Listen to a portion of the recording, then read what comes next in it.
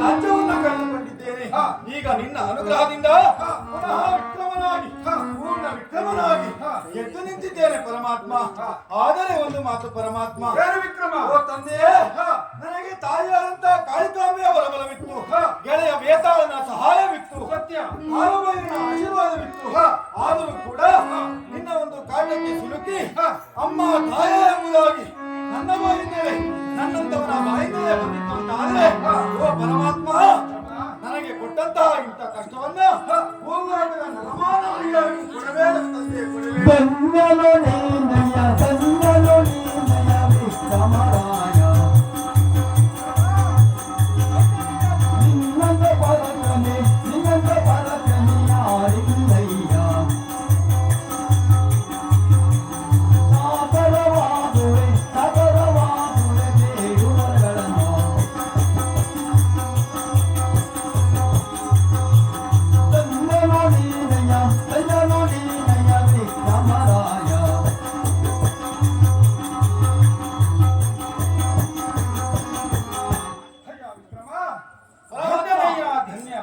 ಪ್ರತ್ಯಕ್ಷವಾಗಿ ನಿನ್ನ ಎದುರು ನಿಂತರೂ ಕೂಡ ನಿನಗಾಗಿ ಯಾವ ವರವನ್ನು ಬೇಡದೆ ಲೋಕಕ್ಕೆ ಉಪಕಾರವಾಗುವಂತಹ ವರವನ್ನು ಬೇಡುತ್ತಾ ಇದ್ದೀಯ ವಿಕ್ರಮ.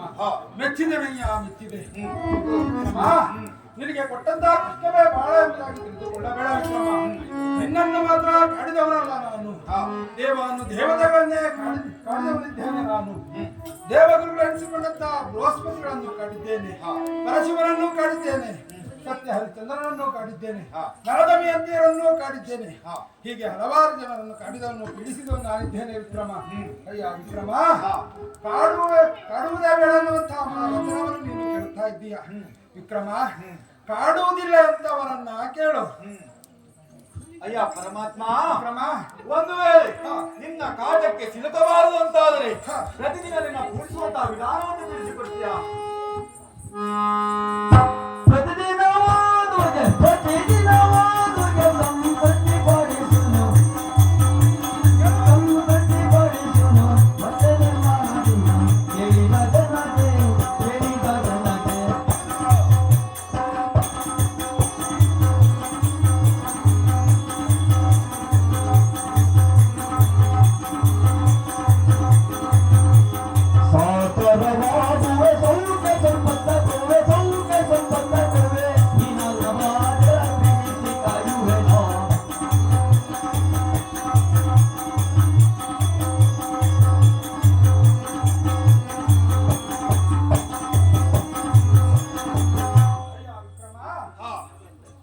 ನನ್ನ ಕಾಟಕ್ಕೆ ತುತ್ತಾಗಬಾರದು ಅಂತ ಆದ್ರೆ ನನ್ನಿಂದ ತಪ್ಪಿಸಿಕೊಳ್ಳುವ ಉಪಾಯವನ್ನು ನೀನು ಕೇಳುತ್ತಾ ಇದ್ದೀಯ. ಕಾಡುವುದಿಲ್ಲ ಎಂತವರನ್ನ ಕೇಳು. ಬರುವಂತಹ ಶನಿವಾರದಂದು ಯಾರು ಭಯಭಕ್ತಿಯಿಂದ ನನ್ನನ್ನು ಪೂಜಿಸುತ್ತಾರೋ, ಆರಾಧಿಸುತ್ತಾರೋ, ವಾರಕ್ಕೊಮ್ಮೆಲ್ಲದಿದ್ದರು ದಿನಗಳಿಗೊಮ್ಮೆ ಬರುವಂತಹ ಅಮಾಸೆ ಹುಣ್ಣಿಮೆ ಕಾಲದಲ್ಲಿ ಅದು ತಪ್ಪಿದೆ ಪ್ರತಿ ತಿಂಗಳಿಗೊಮ್ಮೆ ಆದರೂ ವರ್ಷಕ್ಕೊಂದೇ ಒಮ್ಮೆ ಆದರೂ ಯಾರು ನನ್ನ ಸಾನ್ನಿಧ್ಯಕ್ಕೆ ಬಂದು ಭಯಭಕ್ತಿಯಿಂದ ನನ್ನನ್ನು ಪೂಜಿಸುತ್ತಾರೋ, ಆರಾಧಿಸುತ್ತಾರೋ, ಅದವರನ್ನ ಪೂರ್ಣ ಗತಿಯನ್ನು ಯಾರು ಕೇಳುತ್ತಾರೋ ಅಂತವರನ್ನು ಕಾಡುವುದಿಲ್ಲ ವಿಕ್ರಮ. ಇಗೋ ವಿಕ್ರಮ, ಯಾವುದೇ ನರಮಾನನ್ನು ಕಾಡುವುದಿಲ್ಲ ಎನ್ನುವಂತಹ ಮಾತಲ್ಲ. ಯಾಕಂತ ಹೇಳಿದ್ರೆ ಈ ಕಲಿಯುಗದಲ್ಲಿ ಕಲಿಪುರುಷನ ಅವತಾರವಾಗಿದ್ದೆ ಕರ್ಮ ಪ್ರಹ್ಲಾದನಾಗಿ ನಾನು ಯಾವ ಜನ್ಮರಾಶಿಯನ್ನು ನಾನು ಪ್ರವೇಶ ಮಾಡುವುದಿಲ್ಲ. ಆ ಜೀವಿಗಳಿಗೆ ಇಹದಲ್ಲಾಗಲಿ ಪರಲೋಕದಲ್ಲಾಗಲಿ ಮೋಕ್ಷ ಅನ್ನುವುದು ದೊರಕುವುದಕ್ಕೆ ಸಾಧ್ಯವಿಲ್ಲ ವಿಕ್ರಮ. ಹಾಗಾಗಿ ಕಾಡುವಂತ ಕಷ್ಟದಲ್ಲಿ ಸ್ವಲ್ಪ ಪ್ರಮಾಣದಲ್ಲಿ ಕಡಿಮೆ ಮಾಡಿ ಕಾಪಾಡುತ್ತೇನೆ ವಿಕ್ರಮ. ಅಯ್ಯ ವಿಕ್ರಮ, ಕಳೆದುಕೊಂಡಂತಹ ಕೈಕಾಲುಗಳನ್ನು ದಯಪಾಲಿಸಿದ್ದೇನೆ, ರಾಜ್ಯ ಕೋಶಗಳನ್ನು ನಿಮಗೆ ಬರೆದುಕೊಟ್ಟಿದ್ದೇನೆ ವಿಕ್ರಮ. ಇಷ್ಟು ಮಾತ್ರಕ್ಕೆ ಸುಖದಲ್ಲಿ ಎಂದು ಮರೆಯಬೇಡ ವಿಕ್ರಮ. ಈಗೋ ನಿನ್ನರಾಗಿರ್ತಕ್ಕಂಥ ಉಜ್ಜಯಿನಿಯನ್ನು ಸೇರಿ ನನ್ನರಾಗಿರ್ತಕ್ಕಂಥ ಒಂದು ಭವ್ಯ ಮಂದಿರವನ್ನು ನಿರ್ಮಾಣ ಮಾಡಿ ಪ್ರತಿಷ್ಠಾಪನೆ ಮಾಡಿ ಯಾರು ನನ್ನನ್ನು ಭಯಭಕ್ತಿಯಿಂದ ನಂಬಿಕೊಂಡು ಆರಾಧಿಸುತ್ತಾರೋ, ಪೂಜಿಸುತ್ತಾರೋ ಅಂತವರಿಗೆ ಸಕಲ ಇಷ್ಟಾರ್ಥಗಳನ್ನು ಕೊಟ್ಟು ಕಾಪಾಡುತ್ತೇನೆ ವಿಕ್ರಮ.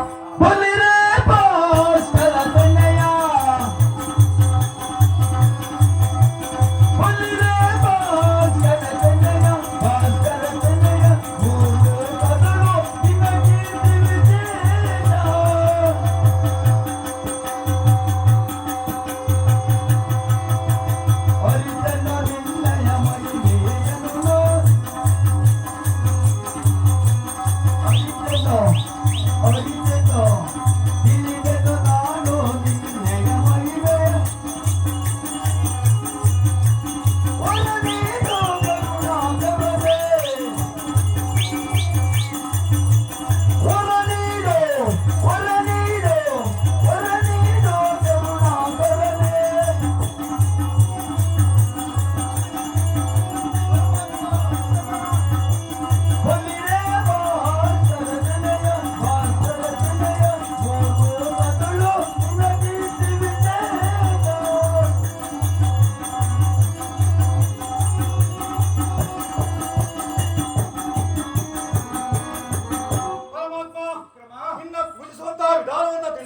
ಕೊಟ್ಟಿದ್ದೀಯ. ಹಾಗೆಯೇ ನನ್ನದಾದಂತಹ ಉಚ್ಚೇರಿಯಲ್ಲಿ ನಿನ್ನದಾದಂತಹ ದೇಗುಲವನ್ನು ಕಟ್ಟಿಸಿ ಪ್ರತಿದಿನ ಮಕ್ಕಳಿಗೂ ನಿನ್ನನ್ನು ಪೂಜಿಸುವಂತಹ ವಿಧಾನವನ್ನು ತಿಳಿಸಿಕೊಡ್ತೇನೆ.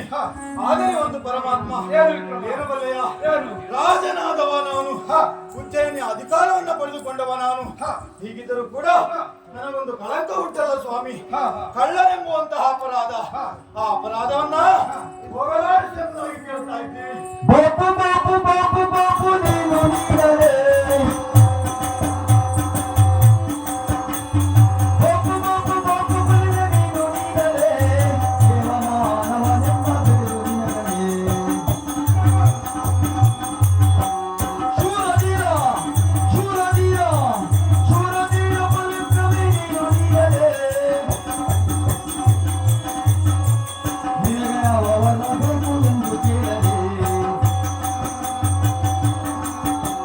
ಬಾಪು ಬಾಪು ಬಾಪು ಬಾಪು ಬಾಪು ಬಾಪು ಬಾಪು ಬಲಿಯ ನೀನು ನೀಡಲೇ ದೇವಮಾನವನೆಂಬ ಬಿರುದು ನಿನಗಲೇ ಅಯ್ಯ ವಿಕ್ರಮ, ಪರಮಾತ್ಮ ಅಂದಿನ ಸಭೆಗೆ ಹಾ ಮುನಿದು ಬಂದ ಶನಿ ಹ್ಮ್ ಇಂದು ಹಾಗಲ್ಲ ವಿಕ್ರಮ. ಹಾ